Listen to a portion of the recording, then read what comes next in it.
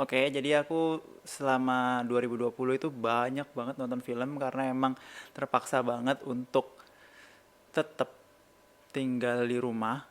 Dan aku jadi mikir kayak, kok ada film yang bagus, ada film yang jelek gitu ya. Jadi aku mulai mikir-mikir, ini kenapa ada film bagus, ada film jelek. Terus aku stumbling around, nyari-nyari cara nulis, nyari-nyari skrip yang bagus tuh kayak gimana. Terus aku ketemu sama orang yang ngajarin cara nulis, yaitu Brandon Sanderson. Dia ada 13 lectures gitu dalam nulis. Aku baru sampai nomor 8 di world building. Dan aku denger dari dia, dia bilang kalau kamu pengen tahu suatu cerita itu bagus atau enggak, jadi kamu coba ambil plotnya, terus kamu coba jabarin plotnya, kenapa plot suatu film itu bagus atau jelek. Nah, kemarin itu aku baru nonton satu film Soul. Soul itu cara penulisannya bagus banget, dan kalau dilihat dari segi penulis yang aku udah pelajari baru berapa jam ya kayak gitu, yang aku anggap menarik itu cara dia ngerubah promise sama payoff-nya. Jadi kayak janji di awalnya tuh dia bakal dapet apa, terus selama perjalanan itu kayak gimana, dan setelah perjalanan itu berjalan ternyata terjadi perubahan. Dan menurut aku itu menarik banget. Jadi aku coba jabarin plotnya di video aku sekarang. Oke, jadi kayak gini bagi ceritanya tuh. Jadi yang pertama itu kan ada Joe Gardner. Joe Gardner itu aku di sini aku kasih nama A. Terus dia berjalan. Nah, Joe Gardner itu A. Terus kita gambarin karakter 22. 22 itu B. Misalnya kayak gitu ya. Karena dua karakter ini kan dua karakter utama yang berjalan di film ini kan. Dan A ini A ini punya tujuan yang dia ingin capai. Dari A ini pengen tujuan yang dia capai itu, dia ngelakuin arc. Arc itu kayak cerita gitu. Jadi dia mengalami kayak melakukan usaha. A itu melakukan usaha. Dan B itu punya tujuan dalam cerita ini. Tujuan awalnya dia itu adalah nggak pengen hidup. Jadinya dia pengen tinggal di sana selamanya. Tujuan si B ini adalah untuk tinggal di sana selamanya. Sedangkan tujuan si A adalah untuk kembali hidup ke bumi. Nah, jadi kita awalnya mikir kayak, ya berarti kan kayak film Disney. A pasti dapat yang dia pengen, B pasti dapat apa yang dia pengen. Karena biasanya itu ending yang kita pengen. Tapi apalagi dia juga udah ngomong kayak, aku nggak mau tinggal di dunia. Dan saat si Joe Gardner itu bilang aku mau balik lagi hidup.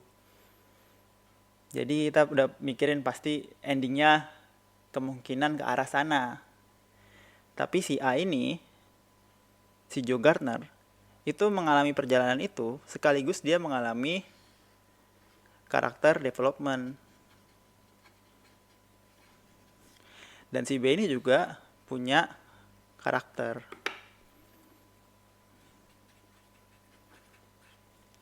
Dan bagusnya di film ini, dari dua karakter ini berjalan, dia itu ada juga yang kita hubungin karena mereka jalannya berdua ya. Di sini tuh selalu ada problem. Kayak selama dia udah sampai ke dunia itu, terus ternyata badannya ketukar sama kucing lah, problemnya naik satu. Terus setelah badannya ketukar sama kucing itu, mereka juga punya masalah kayak ketemu sama si pemain saksofon itu. Terus habis ketemu pemain saksofon itu dia ternyata diganti dan dia harus tampil sharp gitu, dan dia pulang ganti baju. Pas ganti baju ternyata rambutnya salah cukur, jadi rambutnya itu harus cukur. Pas habis selesai benerin rambut ternyata bajunya robek, terus harus berhadapan dengan orang tua kayak gitu-gitu. Tapi semua problem-problem ini itu tuh aslinya selesai semua, problem-problem ini. Dan setelah problem-problem ini selesai, ternyata si karakter A dan karakter B ini, awalnya sih karakter B ini mengalami development karakter B. pas development karakter B ini, kita nemuin kayak, wah gimana nih, ternyata si B ini pengen hidup dan pengen pakai badannya si Joe Gardner. Dia mikir kalau dia balik lagi ke sana dia nggak bakal bisa dapet badannya. Ya udah, habis si karakter B ini kabur kayak gitu dan ternyata ketangkep, dan karakter B ini ujung-ujungnya tujuannya itu berubah jadi B itu udah berubah jadi misalnya B di sini, ini keluar dari sini, B udah jadi B aksen, sedangkan A itu masih tetap A, masih tetap pengen hidup di dunia. Setelah B ini jadi B aksen, terus dia kayak ada time skip gitu di mana kita nggak tahu kejadiannya, di mana B ini mengalami B aksen-aksen. Dia bakal hidupnya lebih parah gitu. Si A dalam perjalanan sini dia baru berubah jadi A aksen. Di mana dia udah menyadari kalau hidupnya dia tuh udah fulfilling sebelumnya tanpa harus dia bermain musik bersama si pemain saksofon itu. Setelah A ini, A ternyata merasakan kalau dia itu nggak pengen goal dia yang di awal. Dia pengen si B ngerasain apa yang dia rasain di dunia. Ya udah, terus mereka bertemu lagi di satu titik. Setelah bertemu lagi di satu titik, ya A dan B ini udah menjadi karakter yang berbeda. Dan setelah A dan B jadi karakter yang berbeda, goalnya jadi berbeda, dan kemudian mereka udah bisa go on with their life untuk menghadapi apa yang ada di depan mereka gitu kan. Apa yang kemudian mereka inginkan itu juga udah berubah. Nah itu aja sih yang aku coba aku tangkap dari film Soul, dan aku ngerasanya Soul itu yang bikin menarik itu bukan karena apa-apa ya, aku mungkin terenyuh juga, kurang begitu terenyuh dibandingin film-film Pixar lain gitu ya. Cuman yang aku tangkap itu cara dia merubah pandangan goal dari A dan B, dari Joe Gardner dan 22 ini untuk menjadi eh, hal yang beda. Setelah dia merubah goals dari karakter ini dan goals film ini jadi yang berbeda, jadi film ini tuh benar-benar kayak memfokuskan pada karakter development, di mana karakter development ini akan merubah jalan cerita.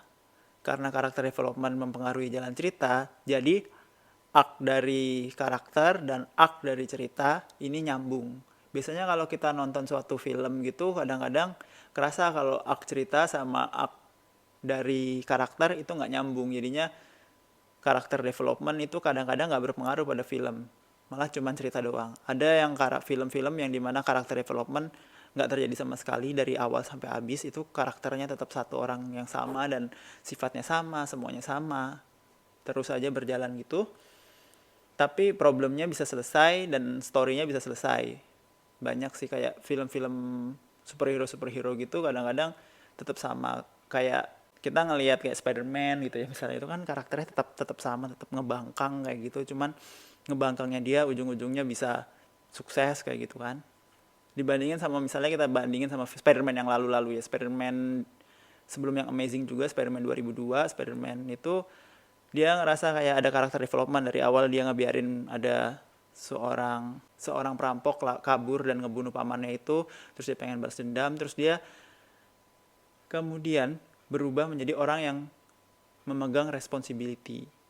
Itu aja sih yang aku tangkap, kayak kalau misalnya suatu cerita itu bisa menggabungkan antara dua ini, karakter development dan cerita, itu blur kayak gini, jadinya gak kerasa kayak suatu cerita yang berbeda, itu bisa menjadikan suatu cerita yang lebih menarik dibandingkan story sebagus apapun, misteri sebagus apapun.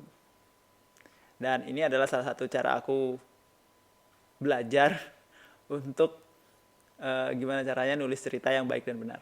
Oke, bye-bye.